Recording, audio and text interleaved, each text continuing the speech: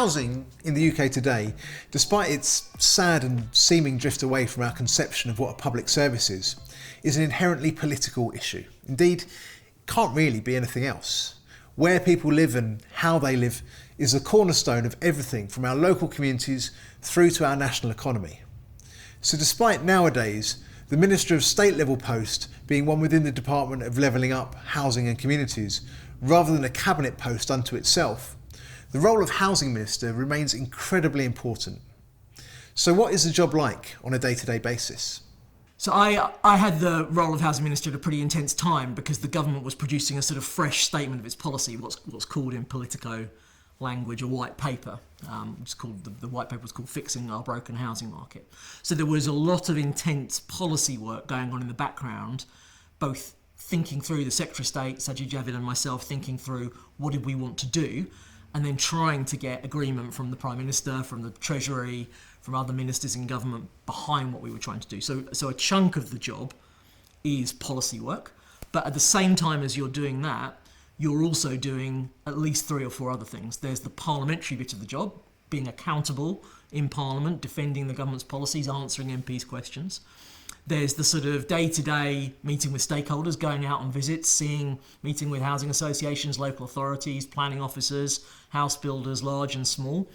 And then there's also, as Housing Minister, it's often combined with being the Planning Minister. So you actually have a quasi-judicial function taking decisions on planning applications. And I always thought people underestimate that side of the job. I'd have a pile of paper each week this thick of planning applications to wade through. And you take that very seriously because you are ultimately the decision maker there. So there's a range of different work that comes with the job. And maybe the policy bit is what everybody associates with it, but there's a lot more to it than that. The housing system is such a product of the state, whether it's, and that's not just affordable housing, which is obviously subsidised by the state and regulated by the state, but the entire housing system, whether it's the mortgage market, the private rental sector, the way in which the planning system determines which houses get built and where, everything about it is ultimately a policy issue. So if you want to change anything in housing, you've got to engage with the government. And the flip side of that is that if you're in government, you can change pretty much anything to do with the housing system. Now, there's a lot of different levers and they're complicated and they all interact in different ways. It's not simple, but yeah, you can do an awful lot if you're in government, even, as I found out, if you're one oddball in a slightly chaotic, short-lived government. So acute is the housing crisis in the United Kingdom today. It is arguably one of those few areas which, at times at least, appears to offer that rarest of things in British politics, cross-party consensus. Now, all of the major political parties seem to agree that we simply have to build more homes. So you'd be forgiven for believing that progress might be just on the horizon. And yet, for some reason, that never really seems to materialise. So I don't think there's a complete consensus. I mean, if you look at the Conservative Party at the moment, there's quite an intense row going on between those who are trying to tighten up planning policy and stop house building in their constituencies, and those who passionately believe that there is a crisis and that we need to be building more homes. But there are good numbers of MPs in both parties who are agreed that there's a problem. There's probably a slight difference of emphasis between those on the centre-right who are focused mainly on building more homes for people to own, to make it easy to get people on the ownership ladder, and those on the centre-left who maybe would look more at more affordable housing and dealing with that part of the problem. And my view when I was Housing Minister is we just need more homes of every kind.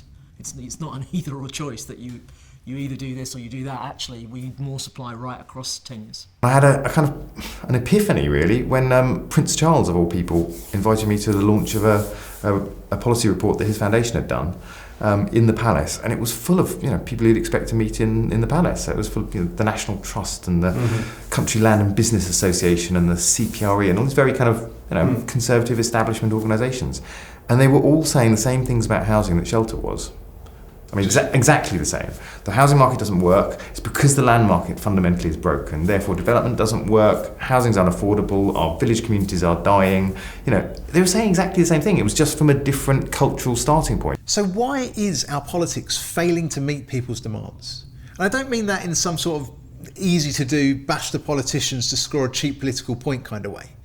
I mean the term in the broadest sense of politics. With us as voters, with us as consumers, our local councillors, the whole planning system, the entire politics as a whole. Now, in 1973, the theorists Horst Rittel and Melvin Webber coined the term wicked problems to describe this kind of thing.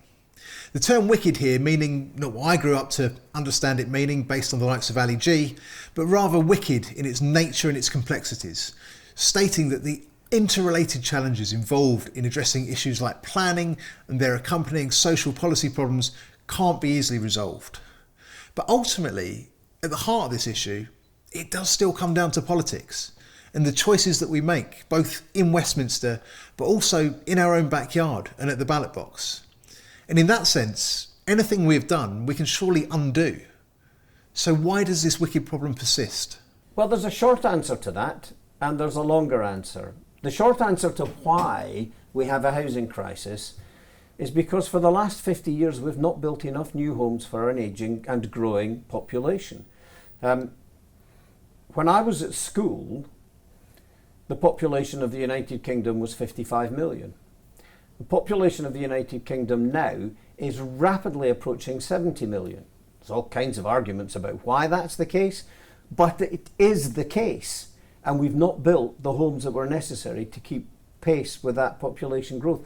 We've also changed how we live, the size of our households, the expectations that people have about where they might live. But the fundamental problem is that we've not built enough new homes. I'm afraid that is made worse by people who are well housed and comfortably off, valuing their view over ensuring that their fellow citizens have decent homes to live in. And we have completely distorted the planning system so that the voices of those who are well housed and articulate carry far greater sway than those who are poorly housed or homeless and not so articulate. And we need to change that. So NIMBYism, I think, is perhaps an understandable emotion that many people feel if they're living in a nice area. They like the place that they live. They worry that new development is going to change the character of that area and affect, the quality of their life. So it clearly is hugely important politically because it drives resistance to the housing that we desperately need in this country. But I think rather than condemn people, we need to understand why people feel like that, and we need to think about what we can do in policy terms to address their concerns. So to me, when I as a constituency MP, I used to think there were three things that lay behind it.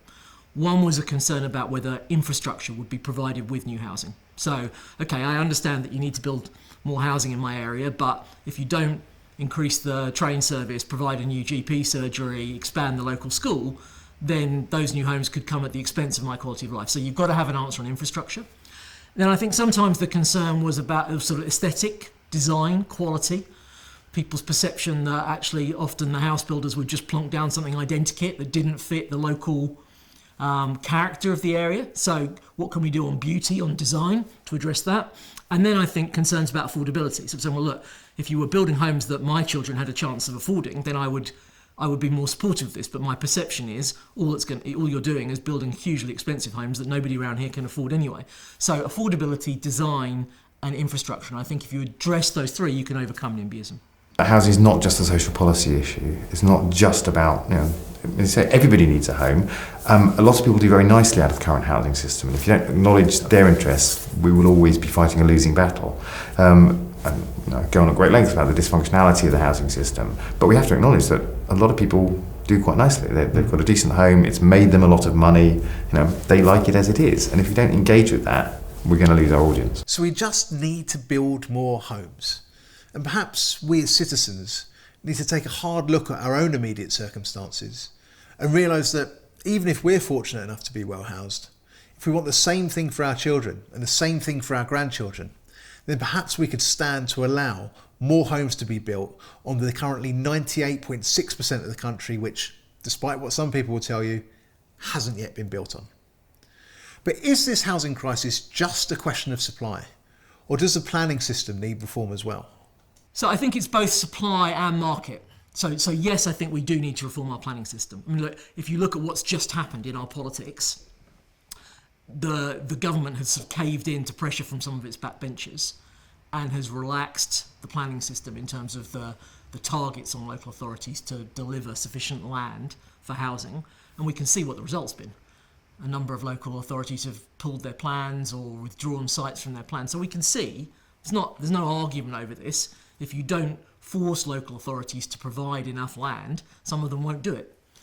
So there's definitely a planning issue there, and I think we also need to think about how we speed up the system, and I think we also need to think about the resourcing of local authority planning departments in terms of making sure that they can deal with the volume of work that we want to be coming through them.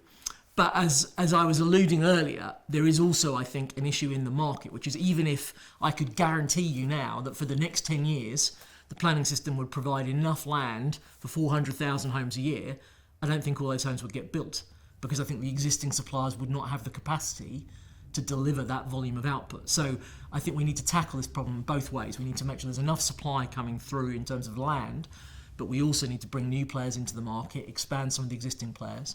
We've never built at the volume we need to build without the state actively contributing something significant to that supply. We need to acknowledge the economic role of housing. And if we treat it always just as something that requires money in, to fix something. I know, in the way that we treat the NHS, right? It just needs more resources and then we can make people better. More resources make people better. Actually, housing isn't like that. It's a fundamental part of our economy. It's where most people keep most of their wealth. It's where most people spend most of their income. It determines the entire economic pattern of the country and where people live, where their jobs are, determine where housing is built and how much they can afford of it.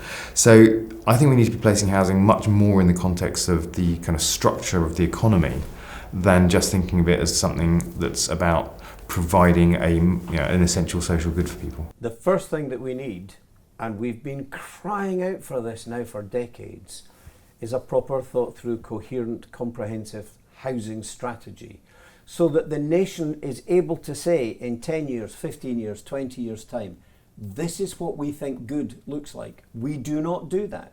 We just react 1 year to the next, and we have a political whim here and an initiative there and a minister that wants to get his or her face in the newspapers by having a big announcement to make, rather than having a proper housing strategy. I have no patience for those people who say that you can't build your way out of the housing crisis. I come back when we've tried and prove it, but no one's ever tried. So let's try building our way out of the housing crisis. It would absolutely not work if all we did was pander to the volume developers and build the product that they want in the place that they want at the prices that they want.